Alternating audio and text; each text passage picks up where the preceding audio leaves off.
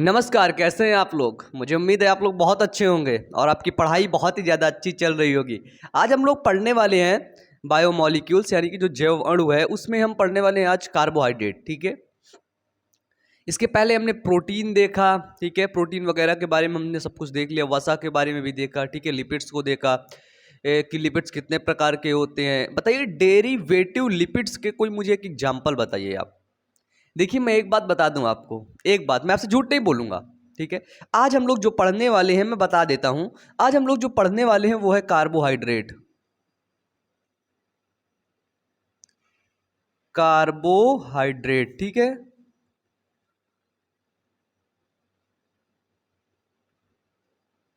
हाँ, तो वो बोले वो बात बताओ जो झूठ ना बोलने वाली। देखो, ये चैप्टर थोड़ा सा कठिन है, थोड़ा सा कठिन है यार। ठीक है, ये चीज़ें जो पढ़ने वाले हो ये सब केमिस्ट्री के अंदर आती हैं। किसके अंदर? केमिस्ट्री के अंदर। तो कठिन है तो बच्चे परेशान होने की बिल्कुल भी ज़रूरत नहीं है। मैं समझाऊंगा, ठीक है, मैं समझाऊंगा बहुत अच्छे तरीके से। ठीक है, पूरे एग्जाम्पल सब सेट करके लाता हूँ कि मुझे कैसे समझाना है ना। और आज बता दूँ, आज मेरे सामने दो बच्चे बैठे हुए हैं। ठीक है, और इन दोनों की खास बात बता दूं, ये दोनों बायोलॉजी में 2 बार फेल हो चुके हैं, है ना। 11th भी फेल होकर के किसी तरह आगे बढ़े, 12th भी एक बार फेल है ये। ठीक है, तो अगर मैं ये समझता हूँ, अब ये नीट की तैयारी करने के लिए सोच रहे हैं। ठीक है, अगर मैं ये समझता हूँ कि जो कार्बोहाइड्रेट, ये जो बायोमॉलिक्यूल्स, अगर ये चैप्टर इन दोनों को समझ में आ गया ना तो सबको समझ में आ जाएगा, सबको। क्यों जी, शुरू करें? ठीक है, ठीक है ना। तो समझ लेना, आप लोगों के पास तो बहुत दिमाग है, सब तो समझ जाओ, मतलब आप लोग तो समझ जाओगे। ठीक है, चलो चलते एक एक टॉपिक पे, एक एक पॉइंट चलेंगे, लिखेंगे, समझाएंगे, फिर आगे बढ़ेंगे। ठीक है, मजे ले लेकर के। हम पढ़ रहे थे कि बायोमॉलिक्यूल्स, वो सॉरी माइक्रोमॉलिक्यूल्स और मैक्रोमॉलिक्यूल्स। ठीक है, तो कार्बोहाइड्रेट कौन सा मॉलिक्यूल है? सबसे पहले तो कार्बोहाइड्रेट है माइक्रो बायोमॉलिक्यूल। ठीक है, कार्बोहाइड्रेट अगर पूछा जाए कौन सा मॉलिक्यूल है तो वो है माइक्रो बायोमॉलिक्यूल। कार्बोहाइड्रेट का निर्माण किससे होता है? तो कार्बोहाइड्रेट कार्बन, हाइड्रोजन तथा ऑक्सीजन के अणुओं से बना होता है। ठीक है, अणुओं से बना होता है कार्बोहाइड्रेट। अब अगर देखा जाए कि इसका कार्य क्या होता है, मेन कार्य क्या होता है कार्बोहाइड्रेट का। अच्छा, आप लोग देखे होंगे ना, रोटी में कार्बोहाइड्रेट, चावल में कार्बोहाइड्रेट, किसमें कार्बोहाइड्रेट पाया जाता है ना। स्टार्च पाया जाता है, स्टार्च ही होता है ना। बताइए, रोटी में जो होता है हम लोग जब उसे खाते हैं तो स्टार्च किस में बदल जाता है? उसका वो हो जाता है, क्या बोलते हैं, अवशोषण हो जाता है। छोटी आंत में विलाई पाई जाती हैं। बताइए, पाई जाती, finger like structure is called villi. ठीक है, तो कार्बोहाइड्रेट का कार्य क्या होता है? कार्बोहाइड्रेट का मेन कार्य होता है ऊर्जा प्रदान करना। ठीक है, ऊर्जा प्रदान करना, ये वही कार्बोहाइड्रेट है जिसको आप लोग अपने खाने के साथ में लेते हो। ठीक है ना, ये वही कार्बोहाइड्रेट है जिसको आप चावल के साथ लेते हो और अन्य चीज़ों के साथ लेते हो। ठीक है, कार्बोहाइड्रेट, इन कार्बोहाइड्रेट के अंदर शर्कराएं भी होती हैं। क्या होती है? शर्कराएं। आप एक तरफ देखोगे, एक तरफ देखो ग्लूकॉन डी। ठीक है, ये कार्बोहाइड्रेट होते हैं, ग्लूकॉन डी होती है ना, बिल्कुल पीसा हुआ। तो उसको हम लेंगे तो हमको जल्दी एनर्जी मिल जाएगी। ग्लूकॉन डी किस लिए पीते हैं? बताओ, किस लिए पीते हैं? ताकि हमें इंस्टेंट एनर्जी मिल जाए। एनर्जी कैसे मिलती है? देखो, कार्बोहाइड्रेट हम खाएं, ग्लूकॉन डी लेंगे, ग्लूकोज मिलेगा। ग्लूकोज का फॉर्मूला क्या होता है? C6H12O6। क्या होता है ग्लूकोज का फॉर्मूला? C6H12O6।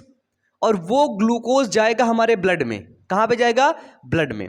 ब्लड में जाएगा, समझ रहे हो ना। ग्लूकोज अवशोषित होकर के कहां जाएगा? ब्लड में। ब्लड से वो कहां जाएगा? ब्लड से वो ग्लूकोज जाएगा सेल के अंदर। किसके अंदर? सेल के अंदर, कोशिका के अंदर। फिर कोशिका के अंदर ऑक्सीजन हम यहां से ले रहे हैं, ले रहा हूं ना ऑक्सीजन। ऑक्सीजन गया, ग्लूकोज मिल गया, ग्लूकोज और ऑक्सीजन मिलके क्रिया कर लिए और ऊष्मा बना लिए। 673 किलो कैलोरी ऊष्मा। देखो ये फॉर्मूला देखो, ऊष्मा के रूप में प्रदान कैसे करता है? हमारे शरीर में पहुंचा ग्लूकोज। ठीक है, ये ग्लूकोज कहां है? ब्लड में। ब्लड से कहां पहुंचा? सेल में। ठीक है, फिर देखो सेल में पहुंचा ऑक्सीजन। क्या पहुंचा? ऑक्सीजन। 6CO2 पहुंच गया। ठीक है, तो आगे क्या बनेगा? 6O2 पहुंचा, ऑक्सीजन, तो ये बना 6 carbon dioxide plus 6H2O plus 673 kilo calorie ऊष्मा बनी, है ना, ऊर्जा, सॉरी ऊर्जा, ऊष्मा नहीं ऊर्जा। अब यही ऊर्जा को हम काम में लेते हैं, ठीक है। एक नॉर्मल व्यक्ति जो होता है, ये देखो, इसी ऊर्जा के सहारे कार्य कर पाता है, इसी ऊर्जा के सहारे मैं आज बोर्ड पे लिख पा रहा हूँ, ठीक है। इसी ऊर्जा के सहारे मैं और ढेर सारे कार्य कर पा रहा हूँ, इसी ऊर्जा के सहारे मैं यहाँ पर बोल पा रहा हूँ। अगर मेरे पास एनर्जी ना होती, अगर मेरे पास ऊर्जा ना होती तो मैं ना बोल पाता। लेकिन आपको एक बात बता दूँ, शायद मेरे अंदर कार्बोहाइड्रेट की मात्रा कम है, आज मुझे थोड़ा सा वीकनेस फील हो रहा था, है ना। वीकनेस इन द सेंस कि एक्चुअली बहुत ज़्यादा क्लासेस भी होती हैं, आप लोग बिल्कुल हो जाते हो ना।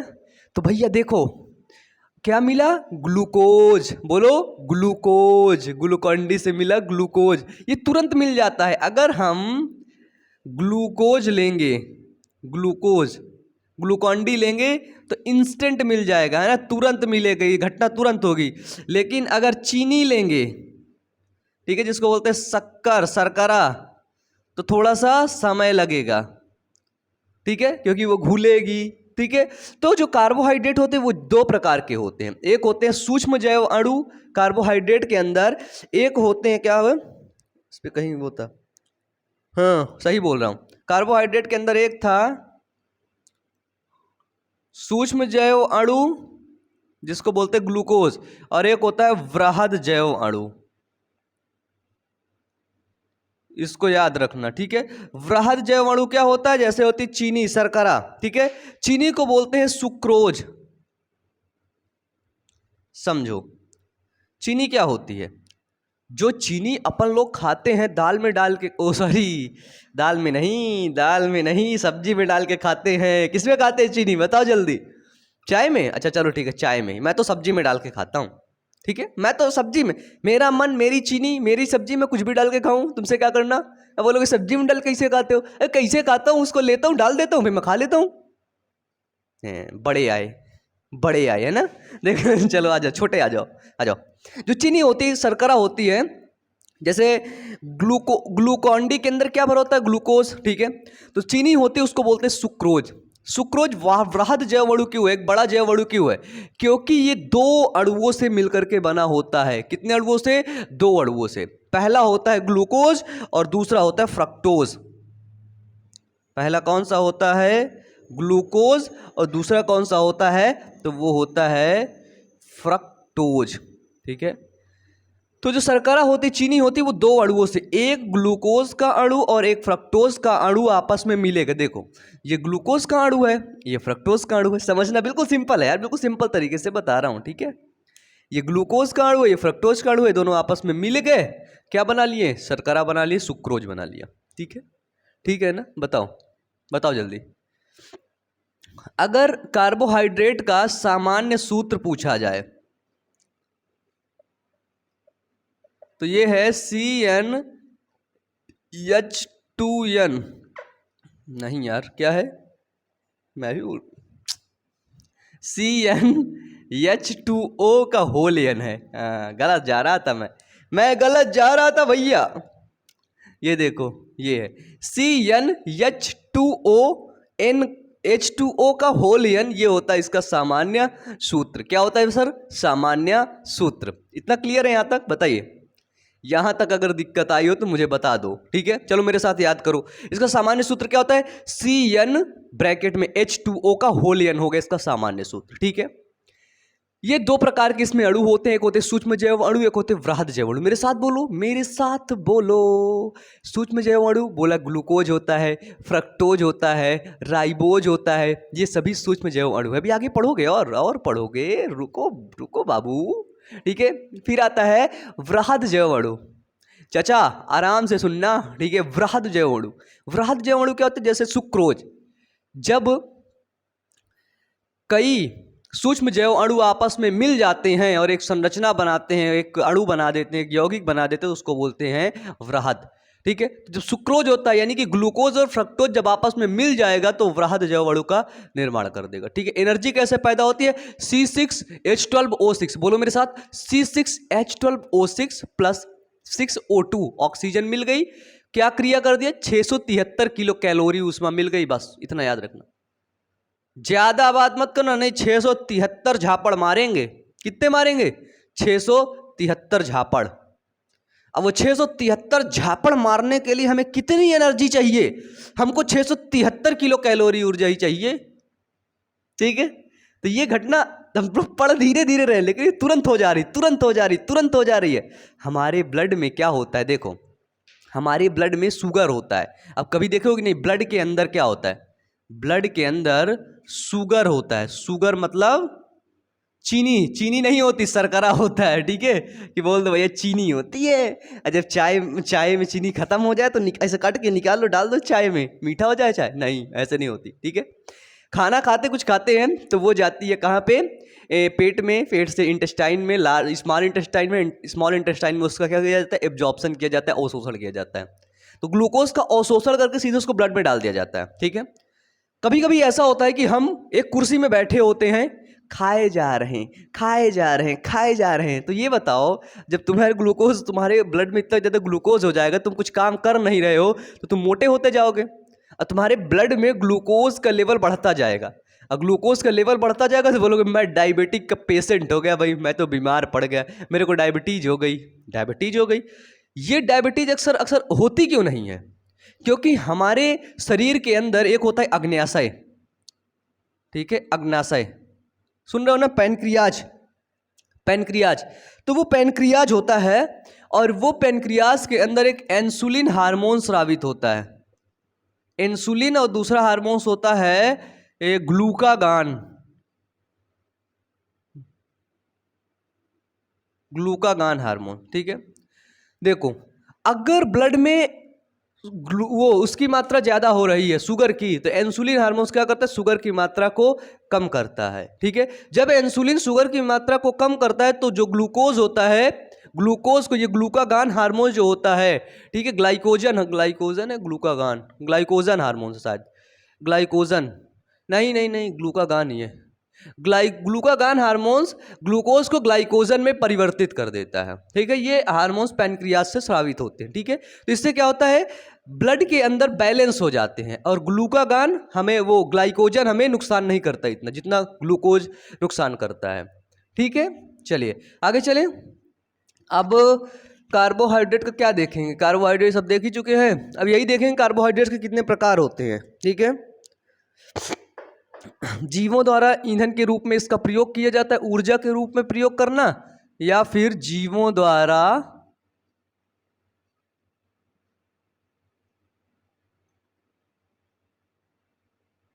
ईंधन के रूप में प्रयोग करना। मजा आ रहा है? नोट्स भी बनाते चलना, साथ में लिखते भी चलो। ठीक है, रिवीजन करने के लिए। रिवीजन क्या करोगे? चलो आगे चलें। तो अगर पूछा जाए 1 ग्राम कार्बोहाइड्रेट में कितनी किलो कैलोरी ऊष्मा मिलती है, तो 4.1 किलो कैलोरी ऊष्मा मिलती है। किसमें? तो 1 ग्राम कार्बोहाइड्रेट के अंदर। किसके अंदर? 1 ग्राम कार्बोहाइड्रेट के अंदर 4.1 किलो कैलोरी ऊष्मा मिलती है। और अगर यही किलो जूल में पूछ लिया जाए तो सर 17 किलो जूल ऊष्मा मिलती है। कितनी? 17 किलो जूल ऊष्मा मिलती है। किसमें? 1 ग्राम कार्बोहाइड्रेट में। ठीक है, बताइए समझ में आ रहा है? कोई दिक्कत तो नहीं है? नीचे अगर कोई दिक्कत आए तो कमेंट बॉक्स में कमेंट करके बता देना। एनसीईआरटी देख लेना, समझ में ना आवेगा, एनसीईआरटी में समझ में ना आवेगा, इसलिए समझने के लिए मेरे पास आना पड़ेगा। ठीक है, मिटा दूं। अब पढ़ेंगे कार्बोहाइड्रेट के प्रकार। ये फॉर्मूला याद रखना। फॉर्मूला क्या था? CN ब्रैकेट में H2O का होल n। यार तुम लोग इतने होशियार हो, फिर मिटाने की दिक्कत। लिखने में यार बड़ा मजा आता है, बहुत अच्छा लगता है, स्मूथ लगता है। लिख डालो लिख डालो, मिटाने में बहुत कष्ट होता है। बताओ कार्बोहाइड्रेट कितना, कौन कौन से इसके अंदर अणु होते हैं? एक होता है सूक्ष्म जैव अणु, एक होता है वृहद जैव अणु। सूक्ष्म जैव अणु का एग्जाम्पल बताओ, बोलो बोलो साथ में भाई, इतनी तेज बोलो कि आसपास सुनाई दे, आसपास के लोगों को लगे कि हाँ ये पढ़ रहा है। देखो इसमें इंटरेस्टिंग चीज क्या है, ये चीजें जो हम पढ़ रहे हैं ये हमारी डेली लाइफ में हो रहा है, और हम इससे वंचित हैं, हम इससे दूर हैं। क्या है सर? हम इससे वंचित और दूर हैं। ठीक है, डेली कार्बोहाइड्रेट खाते हैं, पढ़े नहीं हो। ठीक है, तुम्हारे शरीर में डेली ये घटनाएं होती हैं, नहीं पढ़े हो, लेकिन इसे पढ़ लो, अच्छा लगेगा। लगेगा तुम्हारे पास कोई जानकारी मिल गई है, लगेगा तुमको कोई नॉलेज मिल गई है ना? तुम अपने आप को ज्ञानी बताओगे, है ना, हर जगह। देखो कार्बोहाइड्रेट के प्रकार, तो देखो भाई कार्बोहाइड्रेट 3 प्रकार के होते हैं। ठीक है, 3 प्रकार के। एक होता है मोनोसैकेराइड, एक होता है ओलिगोसैकेराइड और एक होता है पॉलीसैकेराइड। ठीक है, क्या होता है? मोनोसैकेराइड, ठीक है,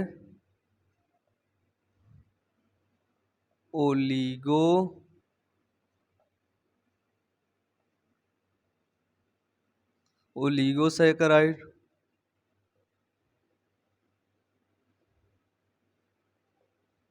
पॉलीसैकेराइड। इंग्लिश में लिख दूं? यहीं पे लिख के देता हूं। Monosaccharide,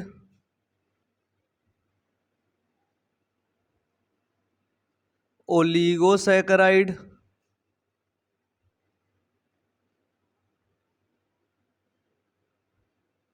polysaccharide. ठीक है, मोनो, ओलिगो और पॉली, 3 प्रकार के सैकेराइड होते हैं। क्या होते हैं? 3 प्रकार के सैकेराइड्स होते हैं। एक सेकंड ना,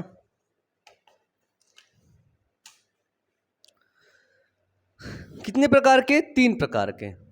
अब अगर इन तीनों के बारे में हमें डिटेल से पढ़ना है। ठीक है, पहला मोनो, फिर ओलिगो, डाई। ठीक है, कुछ पॉइंट हैं, ये है कार्बोहाइड्रेट का वर्गीकरण। ठीक है, क्या होते हैं कार्बोहाइड्रेट? एक बात याद रखना, कार्बोहाइड्रेट, कुछ कार्बोहाइड्रेट जल में घुलनशील होते हैं, लेकिन कुछ कार्बोहाइड्रेट जल में अघुलनशील भी होते हैं। पॉइंट बना के लिखना चाहो तो लिख लेना। मोनो कार्बोहाइड्रेट, ठीक है, मोनोसैकेराइड। मोनोसैकेराइड का निर्माण किससे होता है? तो इसका निर्माण कार्बन, हाइड्रोजन और ऑक्सीजन के अणुओं से इसका निर्माण होता है। ठीक है, किससे? कार्बन, हाइड्रोजन और ऑक्सीजन के अणुओं से इसका निर्माण होता है। ठीक है, लेकिन अगर पूछा जाए ओलिगोसैकेराइड का निर्माण कैसे होता है, ठीक है, तो 2 से 10, कितना? 2 से 10 मोनोसैकेराइड के अणुओं से। ठीक है, 2 से 10 मोनोसैकेराइड के अणुओं से। ठीक है, या 2 से 10 मोनोसैकेराइड के एकलक इकाइयों से निर्माण होता है। किसका? ओलिगोसैकेराइड्स का। ठीक है, जब 2 से 10 मोनोसैकेराइड के अणु आपस में बहुलकीकरण करेंगे तो किसका निर्माण होगा? ओलिगोसैकेराइड का। ठीक है, अगर पूछा जाए पॉलीसैकेराइड, पॉली मतलब क्या होता है? पॉली मतलब बहुत ढेर सारे। क्या होता है? पॉली मतलब बहुत ढेर सारे, पॉलीसैकेराइड बहुत ढेर सारे अणु। ठीक है, तो मोनोसैकेराइड के, समझना, निर्माण सभी के मोनो से ही होगा, इसी से, है ना। मोनोसैकेराइड के बहुत सारे अणुओं से पॉलीसैकेराइड का निर्माण होता है। बहुत सारे इन द सेंस 2 से 10 नहीं होने चाहिए, 10 से ऊपर ही होने चाहिए। अगर 2 से 10 मोनोसैकेराइड के अणु जुड़ गए तो वो कहलाएगा ओलिगोसैकेराइड। ठीक है, अगर 8 मोनोसैकेराइड मिल गया, 5 मिल गए, तो वो कहलाएगा ओलिगो। लेकिन अगर 10 से ऊपर चले गए, 20 मोनोसैकेराइड के अणु, कितने अणु? 20 मोनोसैकेराइड के अणु, क्या कहलाएगा? पॉलीसैकेराइड कहलाएगा। जैसे आपके घर में हो गए, अगर एक आदमी है, उसका नाम है टिंकू, टिंकू के घर में है 10 कमरे, 5 कमरे, 5 कमरे, और एक है मिंकू, मिंकू के घर में है 40 कमरे। तो बताओ टिंकू और मिंकू में ओलिगोसैकेराइड कौन है, पॉलीसैकेराइड कौन है? हमने एक कमरे को बोला, वो है मोनोसैकेराइड। बताओ, तो आपने बोला भैया जो टिंकू है जिसके यहाँ 5 कमरे हैं वो ओलिगोसैकेराइड है, लेकिन जिसके यहाँ 40 कमरे, 20 कमरे हैं, कितना बोला था? 40 कमरे, है ना, 50 मान लो, कितना बोला था? 40। भूल गया ना मैं। 40, वो बनाता हूँ तो भूल जाता हूँ। वो 40 है, ठीक है 40। तो 40 वाला है पॉलीसैकेराइड के अंदर है, मतलब मिंकू पॉलीसैकेराइड है ना। चलो एक चीज क्लियर हुआ यहाँ पे क्लियर हुआ कि नहीं। देखो अब इनमें एक चीज और, मोनोसैकेराइड स्वाद में मीठे होते, कैसे मीठे, लेकिन ओलिगोसैकेराइड भी मीठे होते हैं, लेकिन जो पॉलीसैकेराइड होते हैं ये मीठे नहीं होते हैं, ठीक है। पॉलीसैकेराइड क्या होते हैं, तो पॉलीसैकेराइड मीठे नहीं होते हैं, ठीक है। अब अगर देखो इनके टूटने से, अगर ये मोनोसैकेराइड टूटता है तो क्या होगा, इनके टूटने से कार्बन, हाइड्रोजन, ऑक्सीजन मुक्त होती है, ठीक है, इनके टूटने से। लेकिन अगर ये टूटेंगे, अगर टिंकू के 5 कमरे टूटेंगे तो क्या बनेगा, एक एक कमरा बनेगा, यानी कि मोनोसैकेराइड बन जाएगा, है ना। तो इनके टूटने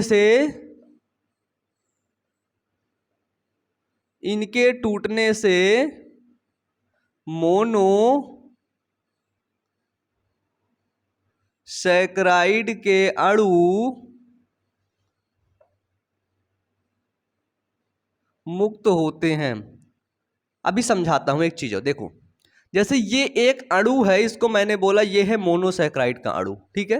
अब ओलिगोसैकेराइड में 1 2 3 4 5, ये 5 अणु हैं, ठीक है। 5 अणु किसके हैं, मोनोसैकेराइड के। ये आपस में जुड़े हुए हैं। ये आपस में जुड़ते किसके द्वारा है, देखो तो ये जुड़ते हैं, इनके पास एक बॉन्ड होता है, बंध जिसको बोलते हैं, जिस बांध को बोलते हैं ग्लाइकोसिडिक बंध, ग्लाइकोसिडिक बॉन्ड जो होते हैं, ठीक है। ग्लाइकोसिडिक बॉन्ड से ये आपस में जुड़े होते हैं, ठीक है। तो अगर ये टूटेगा, अगर ग्लाइकोसिडिक बॉन्ड तोड़ दोगे तो क्या बनेगा, 1 2 3 4 5 मोनोसैकेराइड बन जाएगा। क्या बन जाएगा, 5 मोनोसैकेराइड, ठीक है। अगर पॉलीसैकेराइड टूटेगा तो बहुत सारे मोनोसैकेराइड के अणु मुक्त होंगे, है ना। पॉलीसैकेराइड के टूटने से बहुत सारे मोनोसैकेराइड के अणु मुक्त होंगे, ठीक है। अगर पॉलीसैकेराइड टूटेगा तो बहुत ढेर सारे मोनोसैकेराइड के अणु क्या हो जाते हैं, मुक्त हो जाते हैं, निकल जाते हैं, ठीक है। क्योंकि बहुत ढेर सारे मोनोसैकेराइड से मिलकर के क्या बनता है, पॉलीसैकेराइड। क्या बनता है सर, पॉलीसैकेराइड, ठीक है। एग्जाम्पल, उदाहरण, ग्लूकोज, फ्रक्टोज, राइबोज, है ना। ग्लूकोज जो होता है वो मोनोसैकेराइड होता है,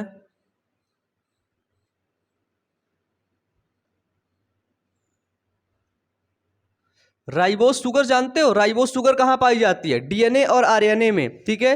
राइबोज,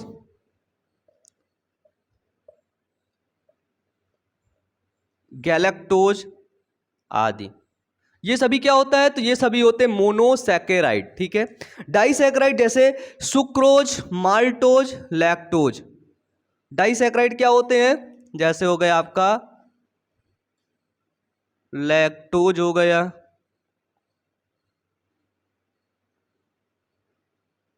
सुक्रोज हो गया,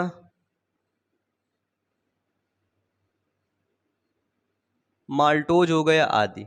ये सभी किसके एग्जाम्पल हैं, ये सभी एग्जाम्पल है आपके ओलिगोसैकेराइड के, ठीक है। अब जैसे पॉलीसैकेराइड के एग्जाम्पल जैसे हो गए आपका, घास में क्या पाया जाता है, घास में हरा हरा ऊपर, कोशिका भित्ति किसकी बनी होती है, नहीं, लिपिड नहीं, सिलिकॉन नहीं, किसकी होती है, देख लो बहुत अच्छा सा नाम है वो।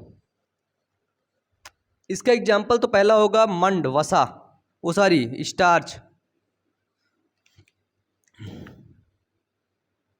स्टार्च, कोशिका भित्ति बनी होती है, ग्लूकोजन, ग्लाइकागॉन किसकी बनी होती है यार, अब बताओ बताओ बताओ, पौधों की, पादप की कोशिका भित्ति किसकी बनी होती है, तो देख लो बहुत अच्छा सा नाम है, देखो दिमाग से हट रहा है, पादप की कोशिका भित्ति, पादप की कोशिका भित्ति, सेलुलोज है ना। सेलुलोज की बनी होती है, स्टार्च, सेलुलोज, काइटिन, है ना, जीवाणु के जो बैक्टीरिया वगैरह होता है उसके बाहर की कवर, जो जीवाणु बिल्कुल टाइट होता है, कड़ा होता है ना बाहर की तरह, तो उसका कवर काइटिन का बना होता है, ठीक है, काइटिन हो गया। और ग्लाइकोजन भी इसके अंदर आता है, ग्लाइकोजन आदि।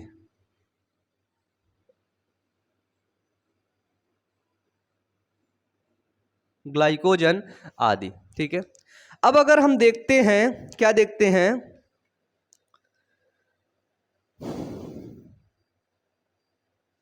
एक चीज यहां पे हमें ये देखना पड़ेगा, एक सेकंड ना,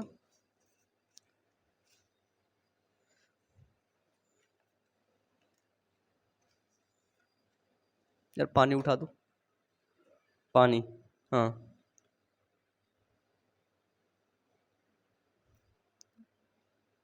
ठीक। चलिए फॉर्मूला देखते हैं हम। ग्लूकोज का फॉर्मूला क्या होता है? ग्लूकोज का फॉर्मूला होता है C6H12O6, ठीक है, ग्लूकोज। अब अगर देखा जाए राइबोज, फ्रक्टोज का फॉर्मूला क्या होता है? तो फ्रक्टोज का फॉर्मूला भी सेम होता है, C6H12O6। राइबोज का फॉर्मूला क्या होता है? C5H12O5, ये होता है राइबोज का फॉर्मूला, ठीक है। अब हम लोग क्या पढ़ेंगे? तो अब हम लोग इसको मिटाएंगे, और मिटाएंगे क्या होता है, इसको मिटा देंगे, मोनोसैकेराइड के बारे में डिटेल से यहां पर पढ़ लेंगे, ठीक है। किसके बारे में? तो मोनोसैकेराइड के बारे में। तो मैं साइड हटता हूं, आप इसका स्क्रीनशॉट ले लीजिए या फिर अपने कॉपी में नोट्स में इसको नोट डाउन करिए, तुरंत जल्दी से नोट डाउन करिए जल्दी। जैसे आपने देखा कि ये मोनोसैकेराइड, अब इसके हम बारे में हम पढ़ेंगे आज इस वीडियो में। हम लोग मोनोसैकेराइड के बारे में पढ़ लेते हैं, और फिर उसके बाद ओलिगो और पॉलीसैकेराइड के बारे में, ठीक है, फिर कार्बोहाइड्रेट के कार्य। यानी कि आज और कल दोनों का लेक्चर जब मिलेगा आपस में, है ना, कंबाइंड होगा, तब जाकर के पूरा कार्बोहाइड्रेट खत्म होगा। तो ज़्यादा बर्डन नहीं दूंगा ना, तुम लोग के लिए भी सही है ना। हाँ, ज़्यादा बर्डन नहीं दूंगा कि बहुत ज़्यादा लोड हो जाए तुम पर, ऐसा करके कि बोल दो भैया समझ नहीं आ रहा, मज़ा नहीं आ रहा, फिर तुरंत आप लोग बोल भी देते हो भैया मज़ा नहीं आ रहा, है ना। चलो देखो, जो मोनोसैकेराइड होते हैं ये 3 से 7 कार्बन परमाणु वाले होते हैं, या 3 से 7 कार्बन परमाणु तक ये सभी मोनोसैकेराइड होते हैं, ठीक है। कितने तक? 3 से 7 कार्बन परमाणु, हटा दो इसको, ठीक है। जुकाम हो रखा है क्या?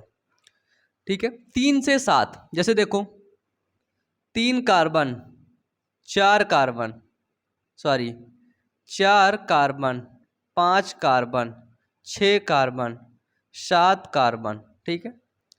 3 कार्बन जिसको हम लोग बोलते हैं ट्रायोज, ट्राई बोलते हैं ना, ट्रायोज। 4 कार्बन टेट्रोज, ठीक है। 5 कार्बन पेंटोज, ठीक है। ये क्या है? ये मोनोसैकेराइड है, शुगर होती हैं, तो हम लोग बोलते हैं ट्रायोज शुगर, ठीक है, टेट्रोज शुगर और पेंटोज शुगर। 6 को बोलते हैं हेक्सोज शुगर, 7 को बोलते हैं हेप्टोज शुगर, है ना। तो ये सभी क्या होते हैं? तो ये सभी होते हैं मोनोसैकेराइड। क्या होते हैं? मोनोसैकेराइड। जैसे ट्रायोज, C3 कार्बन की संख्या कितनी होनी चाहिए? 3, है ना, C3H6O3, ये हुआ ट्रायोज का फॉर्मूला। C3H6O3 हुआ ट्रायोज का फॉर्मूला, ठीक है। अब देखो टेट्रोज, ठीक है, तो कितने कार्बन परमाणु होने हैं? 4, C4H8 और O4, ठीक है। पेंटोज C5H10O5, ये फॉर्मूला ये याद करना पड़ेगा, ठीक है। सिंपल है यार, कार्बन की संख्या 5 है तो उधर ऑक्सीजन भी 5 ही होंगी, लेकिन जो हाइड्रोजन होगी वो 10 हो जाए, गुणा कर दो, 3 दूनाई 6, 4 दूनाई 8, फिर उधर 4 ही रहेगा। बिल्कुल सिंपल है यार, इतना नहीं याद होगा क्या? ट्रिक बना लिया, ट्रिक मैंने बना दिया। 5 दूनाई 10, 10 लिख दो, 5 उधर लिख दो। फिर हेक्सोज है तो कार्बन की संख्या 6 है, कार्बन 6, हाइड्रोजन कितना हुआ? 6 दूनी 12, ठीक है। फिर ऑक्सीजन 6 लिख दो। हेप्टोज है कार्बन 7, हाइड्रोजन कितना है? 7 दून 14, ऑक्सीजन 7, बस ये होता है फॉर्मूला। क्या होता है? तो ये होता है फॉर्मूला। जो पेंटोज शर्करा होती है पेंटोज शर्करा, पेंटोज के अंदर ही आते हैं राइबोज और होते हैं डीऑक्सी राइबोज, ठीक है, राइबोज शर्करा, ठीक है, राइबोज शर्करा। और ये राइबोज शर्करा किस में पाई जाती है? तो ये पाई जाती है डीएनए और आरएनए में, ठीक है। तो डीएनए और आरएनए में जो राइबोज शुगर पाई जा रही है, राइबोज शर्करा पाई जा रही है, उसका स्ट्रक्चर आप लोग यहीं पर स्क्रीन पर देख रहे होंगे, ठीक है। उसका स्ट्रक्चर कुछ ऐसा होता है राइबोज शुगर का, आप चाहें तो उस चीज को लिख सकते हैं, ठीक है। बताइए अब जो हेक्सोज है, ठीक है, हेक्सोज का एग्जाम्पल होते हैं ग्लूकोज, फ्रक्टोज। क्या होते हैं? ग्लूकोज और फ्रक्टोज, ठीक है। तो अब हम लोग थोड़ा सा पढ़ लेते हैं ग्लूकोज के बारे में, फ्रक्टोज के बारे में। यार ये इंपॉर्टेंट है, राइबोज शर्करा पूछ लिया जाता है, फॉर्मूला इतने कितने शर्करा होती हैं? पेंटोज शर्करा होती है, 5 शर्कराएं होती हैं, ठीक है।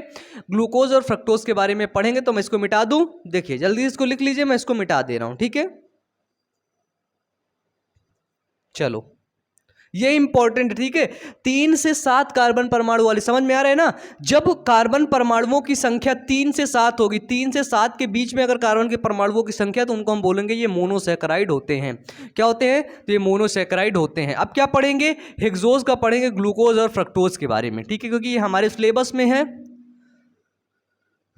ना। चलिए ग्लूकोज, ग्लूकोज को बोलते हैं ग्रेप शुगर, ठीक है। क्यों बोलते हैं ग्रेप शुगर? क्योंकि ये अंगूर में सबसे ज्यादा मात्रा में पाई जाती है। ग्लूकोज सबसे ज्यादा किस में पाया जाता है? अंगूर में ज्यादा मात्रा में पाया जाता है, ठीक है। इसके साथ ही इसको बोलते हैं फ्यूल सब्सटेंस। ग्लूकोज है ना, जैसे गाड़ी में डाल देते हो तेल, तो गाड़ी क्या होती है? भागने लगती है। इसी तरह अगर एक शरीर के अंदर एक इंसान को ग्लूकॉन डी पिला दोगे, ग्लूकोज दे दोगे, तो क्या होगा? वो बहुत तेजी से भागने लगेगा, मतलब उसको एनर्जी मिल जाएगी, फ्यूल उसको मिल जाएगा, ठीक है। तो इसको फ्यूल सब्सटेंस भी बोलते हैं। और ग्लूकोज हमारा ब्लड शुगर में भी पाया जाता है। अभी वो मैंने एग्जाम्पल आपको दिया था ना, ग्लूकोज प्लस ऑक्सीजन, क्या एग्जाम्पल दिया था? बताओ बताओ एग्जाम्पल बताओ, याद आ रहा है? क्या था? हाँ, C6H12O6। फिर यहाँ पे कार्बन डाइऑक्साइड था कि ऑक्सीजन था? बताइए, आप लोग भी बताइए, क्या था? ऑक्सीजन। कितना ऑक्सीजन? 6। हाँ, अब बताओ आगे क्या बन रहा था? 6CO2 प्लस 6H2O प्लस कितने कैलोरी उष्मा? कितने थप्पड़ मार रहा था? बताइयो, कितने थप्पड़ मार रहा था? तो आपने बोला 673 किलो कैलोरी उष्मा, ऊर्जा, सॉरी ऊर्जा निकल रही थी, एनर्जी, ठीक है। अगर पूछा जाए ब्लड में कितना शुगर होना चाहिए, तो 100 ml में, ठीक है। ब्लड में जब जांच होती है तो 100 ml में जांच होती है, ठीक है। 100 ml में 70 से 110 मिलीग्राम, ठीक है, 70 से 110 mg ग्लूकोज का लेवल होना चाहिए। जो ग्लूकोमीटर होता है उसमें से चेक करते हो, अगर 70 से 110 के बीच में ग्लूकोज का लेवल है तो समझ लो ठीक है। अगर इससे आगे बढ़ा, अगर इससे आगे थोड़ा सा भी बढ़ा, समझ लेना थोड़ा सा प्रॉब्लम हो गई है, मतलब शुगर हो गया है, डायबिटीज हो गया है। डायबिटीज 2 तरीके का होता है, एक होता है डायबिटीज इंसिपिडस, एक होता है डायबिटीज मेलाइटस, ठीक है। उसके बारे में हम डिस्कस करेंगे किसी नेक्स्ट वीडियो में, ठीक है। तो ये था ग्लूकोज, ठीक है। ग्लूकोज के बाद देख लो फ्रक्टोज। फ्रक्टोज को बोलते हैं फ्रूट शुगर। देखो फ्रक्टोज है, फ्रक्टोज, फ्रक से मिल गया फ्रूट, क्योंकि ये फलों में अधिक मात्रा में पाई जाती है, ठीक है। ये सबसे मीठी शुगर होती है। फ्रक्टोज सबसे ज्यादा किस में पाई जाती है? शहद में पाई जाती है, ठीक है। फ्रक्टोज क्या होती है? तो ये सबसे मीठी शर्करा होती है। बताओ चीनी से मीठा क्या होता है? सबसे मीठा क्या होता है? सबसे मीठा बताओ। हनी होता है ना, सबसे मीठा शुगर होता है ना। फॉर्मूला क्या होता है? फॉर्मूला भी इसका सेम होता है, C6H12O6, C6H12O6, इसका भी फॉर्मूला सेम ही होता है, ठीक है, कोई अलग से नहीं होता है फ्रक्टोज का फॉर्मूला, ठीक है। सबसे मीठा ये मोनोसैकेराइड होता है। क्या होता है? फ्रक्टोज को यदि देखा जाए तो ये सबसे मीठा मोनो सैकेराइड। बताओ यार, आप लोग खाए होगे शुगर, वो सॉरी इसको फ्रक्टोज को। फ्रक्टोज क्या होता है? जिसमें हनी में पाया जाता है, शहद में पाया जाता है। शहद में जो पाया जाता है उसको बोलते हैं फ्रक्टोज। सबसे मीठा मोनोसैकेराइड होता है। ठीक है, कौन? फ्रक्टोज। ठीक है, अब आज की क्लास मुझे लगता है यहीं तक। एक चीज़ और सैकरीन। एक होता है सबसे मीठा, ये होता है, लेकिन एक चीज़ होता है सैकरीन। जिनको शुगर हो जाता है वो भी तो कुछ मीठा मीठा खाया करते हैं। तो सबसे मीठा मानव निर्मित शर्करा, ठीक है, सक्रीम सक्रीम लोग इसे बोलते हैं। सबसे मीठा मानव निर्मित शर्करा होती है कौन? सैकरीन। ये क्या होती है? सबसे मीठी होती है, सबसे मीठी। अगर शुगर वाले पेशेंट के आप लोग साथ में रहे हो तो उनकी एक डिब्बा आया करता है इतना छोटा सा, ठीक है, और उसमें छोटी छोटी गोलियां होती। 2 गोलियां अगर तुम अपनी खीर में डाल दो तो पूरा मीठा हो जाएगा। और अगर उसी में चम्मच डालो, 4 चम्मच या 6 चम्मच तुमको चीनी डालनी पड़ेगी, तब उतना मीठा हो जाएगा। लेकिन 2 सैकरीन की गोलियां डाल दो तो तुरंत मीठा हो जाएगा, शुगर वाले लोगों के लिए। ठीक है, तो ये होता है सैकरीन, मानव निर्मित। ये एक प्रकार की शर्करा होती है जो सबसे मीठी होती है।